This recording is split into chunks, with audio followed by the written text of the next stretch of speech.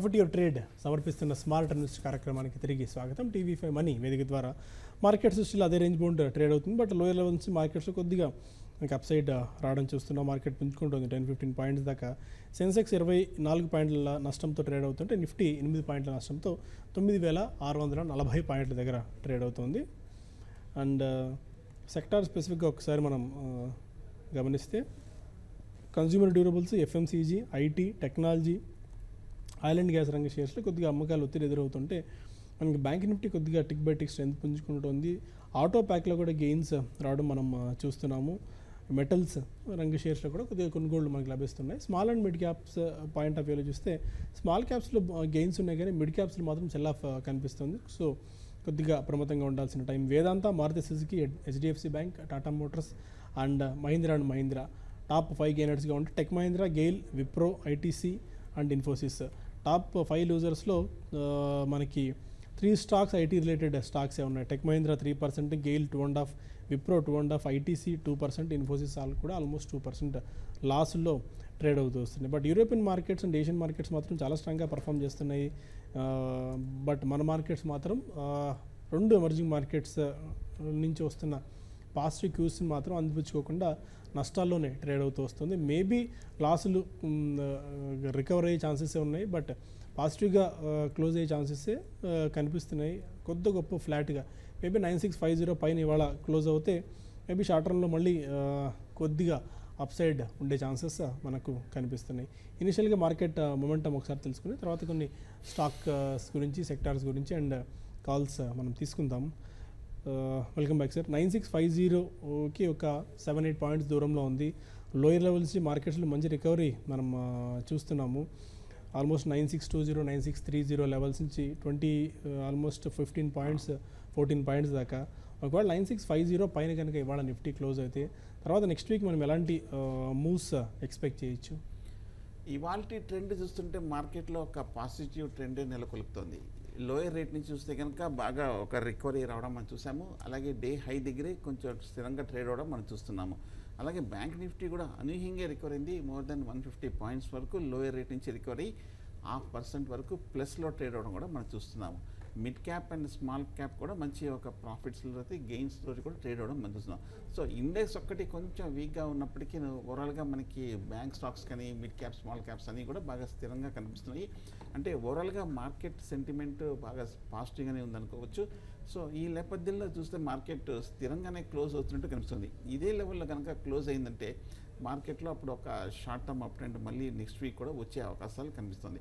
So కాబట్టి ఇప్పటివరకు trend చూస్తుంటే కనుక ఈ కరెక్షన్ ట్రెండ్లో కూడా వీక్నెస్ కనిపించట్లేదు. కాబట్టి ప్రస్తుతానికి ఈ ట్రెండ్ కంటిన్యూ అయ్యే అవకాశాలే ఎక్కువ కనిపిస్తుంది. సో మార్కెట్ ఈ లాస్ట్ 1 వీక్ కరెక్షన్లో కూడా వీక్నెస్ చూడలేదు కాబట్టి సపోర్ట్ లెవెల్స్ పైన మెయింటైన్ చేస్తుంది. కాబట్టి సో ట్రెండ్ ఓవరాల్గా అప్లోకే నెక్స్ట్ వీక్ మోస్ట్లీ వెళ్ళే అవకాశాలు కనిపిస్తుంది.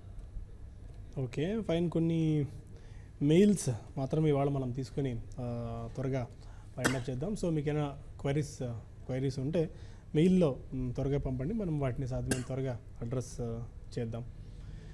కేవీఎస్ రెడ్డి అడుగుతున్నారు హ్యూసిస్ కన్సల్టింగ్ గురించి.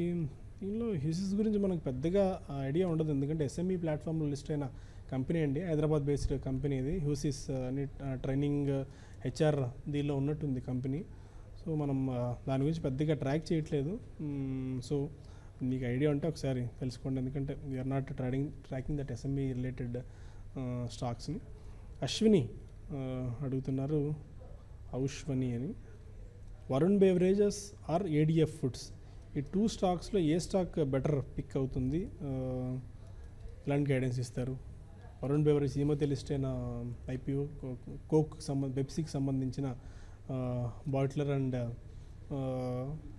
ఈ మధ్యకాలంలో మంచి స్పర్ట్ వచ్చింది. ఎండాకాలంలో సీజనల్ ప్లే కూడా ఉంది కాబట్టి వరుణ్ బేవరేజ్లో కొద్దిగా స్పర్ట్ రావడం చూసాం. బట్ ఏడిఎఫ్ ఫుడ్స్లో కూడా ఈ మధ్య చాలా స్ట్రాంగ్ బయింగ్ యాక్షన్ కనిపిస్తుంది. ఎలాంటి గైడెన్స్ ఇస్తారు వరుణ్ అండ్ ఏడిఎఫ్?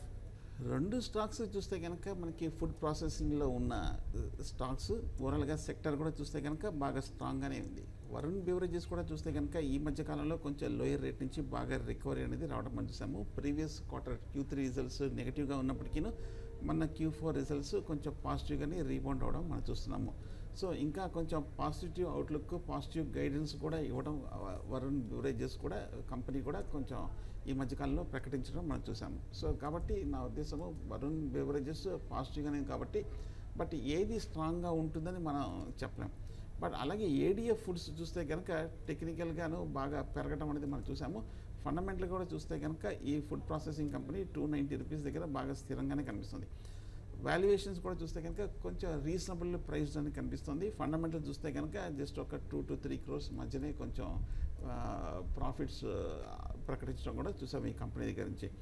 రెండు అప్ ట్రెండ్లోనే ఉన్న స్టాకు, రెండు గ్రోత్ మీద ఆప్టిమిస్టిక్గా ఉన్నారు, రెండు టెక్నికల్గా చూస్తే కనుక బాగా పెరిగిన స్టాక్స్.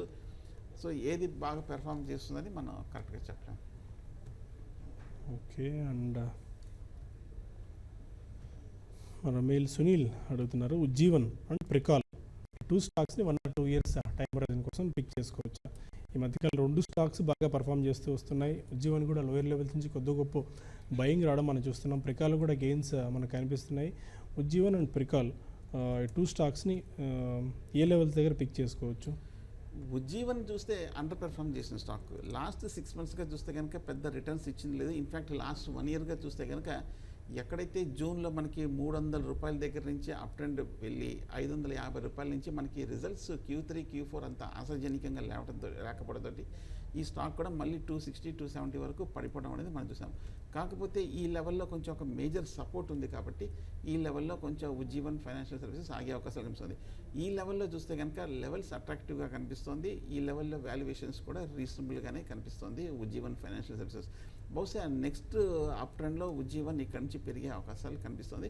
సో ఈ లెవెల్లో కాంట్రేరియన్ బెట్గా ఈ లెవెల్లో బై చేసుకోవచ్చు ఉజ్జీవన్ ఫైనాన్షియల్ సర్వీసెస్. అలాగే ప్రికాల్ కూడా చూస్తే కనుక రీజనబుల్గానే ఫండమెంటల్స్ కనిపిస్తుంది. కాకపోతే మొన్న Q4 రిజల్ట్స్ చూస్తే కనుక అంత ఆశాజనకంగా లేకపోవడంతో స్టాక్ కొంచెం సబ్డ్యూడ్గా ఉండడం మనం చూస్తున్నాము. ఈక్విటీ కూడా చాలా తక్కువగానే కనిపిస్తుంది ఈ స్టాక్లో. అలాగే ఈ మధ్య కూడా వేరే కంపెనీ PMP ఆటో కాంపోనెంట్స్ అనే కంపెనీని కూడా ప్రికాల్ అక్వైర్ కూడా చేయబోతోంది. స్టాక్ చూస్తే కనుక 75, 76 దగ్గర ఇప్పుడు కొంచెం సపోర్ట్ తీసుకోవడం మనం చూస్తున్నాము. సపోర్ట్ తీసుకొని ఇప్పుడే కొంచెం ఒక అప్ ట్రెండ్లోకి వెళ్ళటం మనం చూస్తున్నాం. వాల్యుయేషన్ చూస్తే కనుక ప్రికాల్ స్ట్రాంగ్గా కనిపిస్తుంది, అట్రాక్టివ్గా కనిపిస్తుంది కాబట్టి ఈ లెవెల్లో 80 రూపీస్ దగ్గర ప్రికాల్ తీసుకోవచ్చు.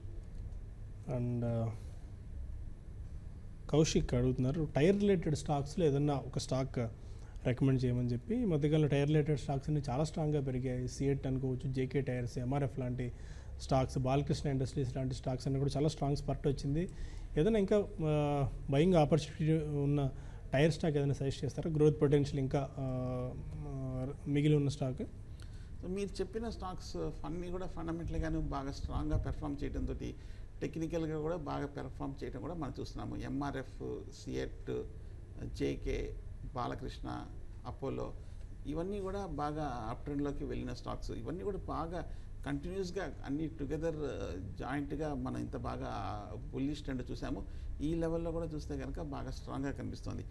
బై చేయటం అంటే మరి ఫ్రెష్ అయితే మటుకు అపోలో టైర్స్ ఒకసారి చూడండి. ఎందుకంటే ఈ మధ్యకాలంలో కొంచెం కన్సాలిడేషన్ అయితే ఇప్పుడే కొంచెం ఒక ట్రెండ్ కూడా ఒక మళ్ళీ అప్ ట్రెండ్లోకి వెళ్ళటం మనం చూస్తున్నాం. సో కొంచెం అపోలో టైర్స్ కన్సిడర్ చేయండి. ప్రైస్ కూడా కొంచెం తక్కువ రేంజ్ 250 రేంజ్లో ఉంది కాబట్టి. పెనిన్సులా ల్యాండ్ అనే స్టాక్ గురించి శేషయ్య అడిగారు, ఎలా ఉంటుంది, ఇన్వెస్ట్ చేసుకోవచ్చా అని. అయితే ఇన్వెస్ట్ చేసుకునేంత స్టాక్ అయితే ఇది ఏమీ కనిపించట్లేదండి. మైక్రో క్యాప్ స్టాక్ ఇది, రియల్ ఎస్టేట్ సెగ్మెంట్లో ఉంది. లాస్ట్ 4 daysలోనే 78% దాకా పడింది. ఈ 1 monthలో 25% దాకా స్టాక్ క్రాక్ అయింది. గతంలో ఇప్పుడు లాస్ట్ 10 years నుంచి ఏ దశలోనూ ఏ పాయింట్ ఆఫ్ టైంలోనూ ఈ స్టాక్ రిటర్న్ ఇచ్చిన దాఖలా ఇప్పటిదాకా అయితే కనిపించలేదు.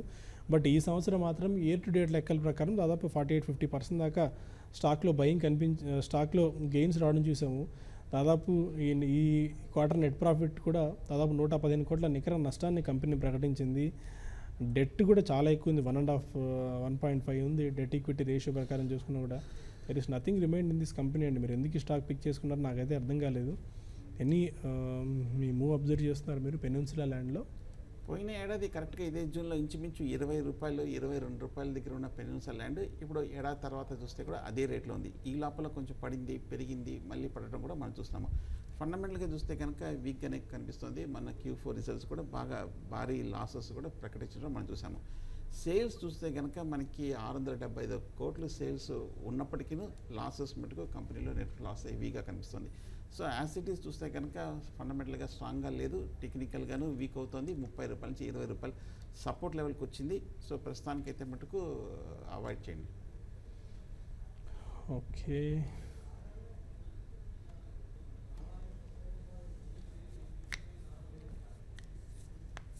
ఫైన్. మరొక మెయిల్ తీసుకుందాం. రఘు అడుగుతున్నారు, ఆర్కామ్ 25 రూపాయల్లో తీసుకున్నారు, 1500 shares, hold or exit.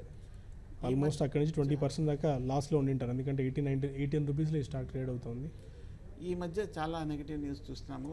Results వీక్గా ఉండడము, కొన్ని డౌన్ గ్రేడ్స్ రావడంతో, డెట్ ఇష్యూస్ రావడంతో 60 రూపాయల నుంచి 20 రూపాయల వరకు పట్టడం చూసాం. మీరు కొన్నది 20లో అనుకుంటాను ఆర్కాము. సో 20 అయితే కనుక పెద్ద రిస్క్ లేదు. కాకపోతే మనకి ఎందుకు రిస్క్ లేదంటే ఎగ్జిట్ అవ్వడానికి ఆపర్చునిటీ వస్తుంది కాబట్టి ఏదైనా రీబౌండ్ వచ్చినప్పుడు ఆర్కామ్ని మీరు ఎగ్జిట్ అవ్వడమే బెటర్ స్ట్రాటజీ ప్రస్తుత పరిస్థితుల్లో. ఓకే. అండ్ సునీల్ అడుగుతున్నారు, ఫైబర్ వెబ్ 180 రూపీస్లో హోల్డ్ చేస్తున్నారు, హోల్డ్ చేసుకోవచ్చా? ఫైబర్ వెబ్ హోల్డ్ చేయండి. ఓవరాల్గా ఈ స్టాక్ చూస్తే కనుక మనకి టెక్నికల్గా బాగా అప్ ట్రెండ్లో ఉన్న స్టాక్. గత ఏడాది బట్టి చూస్తే కనుక వన్ వే అప్ మూవ్మెంట్ అనేది మనం చూస్తున్నాము. ఇంచుమించు మనకి లోయర్ రేట్ నుంచి ఫైబర్ వెబ్ బాగా అప్ ట్రెండ్కి ఉండడం మనం చూస్తున్నాము. 50-40 రూపాయల దగ్గర నుంచి మొదలైన అప్ ట్రెండ్ ఇంచుమించు 380 రూపాయల వరకు వెళ్ళి ఈ లాస్ట్ ఒక కపుల్ ఆఫ్ మంత్స్ కానీ ఒక మిడ్ క్యాప్ స్మాల్ క్యాప్ కరెక్షన్లో ఫైబర్ వెబ్ తగ్గడం అనేది రావడం మనం చూస్తున్నాము. ఫండ్ రైజింగ్ ప్లాన్లో కూడా ఉన్నారు. ఓవరాల్గా గ్రోత్ కూడా బాగా స్ట్రాంగ్ గ్రోత్ ఉంటుందని కూడా కంపెనీ ఆశాజనకంగా చెప్పడం చూస్తున్నాము. ఫండమెంటల్ చూస్తే కనుక ఓకే, జస్ట్ ఒక రీజనబుల్గానే ఉంది. ఈక్విటీ బాగా తక్కువగానే ఉంది, అంటే ఫ్లోటింగ్ స్టాక్ కూడా తక్కువగా ఉంటుంది. సో ఫైబర్ వెబ్ ప్లాస్టిక్స్ రంగంలో ఉన్న కంపెనీని హోల్డ్ చేయండి. ఓకే, ఆ నోట్తో ఈ బులెటిన్ ఇక్కడ మనం వైండప్ చేద్దాం. ప్రస్తుతానికి మార్కెట్స్ అదే రేంజ్లో కనిపిస్తుంది. 5 to 6 points or 5 to 10 points డౌన్తో నిఫ్టీ అండ్ 25-30 పాయింట్స్ డౌన్తో సెన్సెక్స్ ట్రేడ్ అవుతుంది.